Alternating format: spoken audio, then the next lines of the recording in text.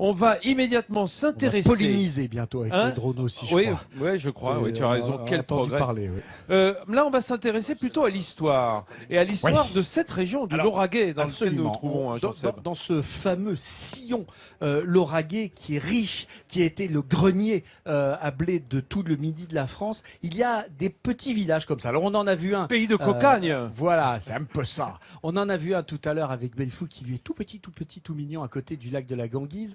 Là, on va aller à Montferrand. Il y a ce petit village qui est perché sur sa colline. Village passé chez Soch ou...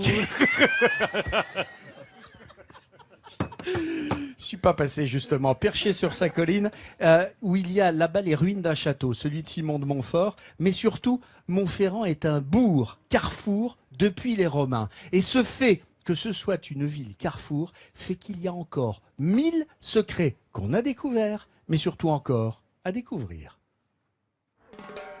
Ce matin, Montferrand, un petit village perché de 530 habitants, attise la curiosité de Zélie, une historienne qui le découvre pour la première fois.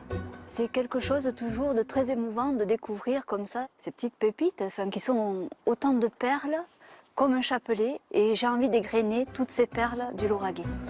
Zélie est aussi guide et souhaite organiser des circuits touristiques pour faire découvrir les trésors cachés de sa région, comme Montferrand. Et pour cela, elle a besoin d'un coup de pouce. Magali et Régis vont l'aider. Ce qu'il y a de beau à voir ici.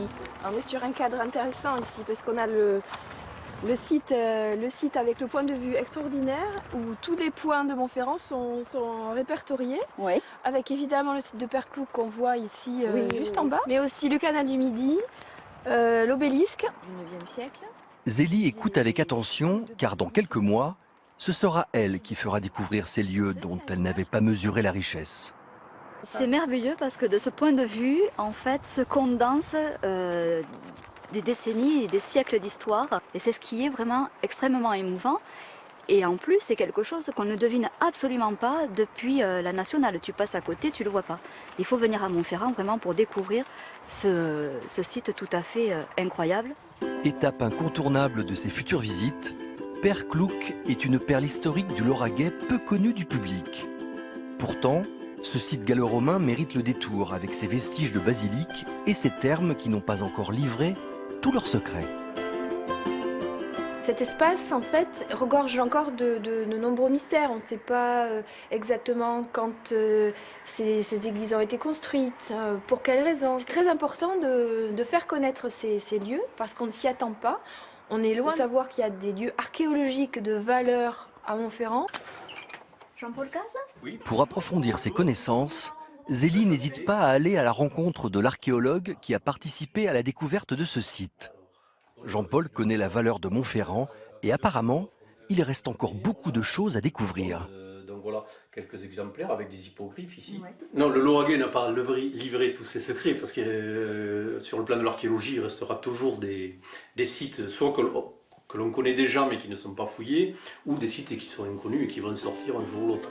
D'ici la prochaine saison touristique, Zélie aura fait le plein de lieux atypiques et ne manquera pas de les dévoiler dans tout le Lauragais. Zélie, vous êtes avec nous, je suis ravi de vous recevoir. Ça y est, vous avez fait le plein de lieux atypiques ? Oui, en effet. C'est une drôle de question, mais oui. C'est parce qu'elle était posée dans le sujet, justement. Il y a encore des endroits que vous découvrez comme cela. Il y a encore des petites perles vraiment totalement inconnues qu'il faut aller pêcher. Oui, c'est en discutant énormément avec les anciens dans les villages, avec souvent les présidents d'associations historiques. Il y en a de façon assez récurrente dans les villages du Lauragais.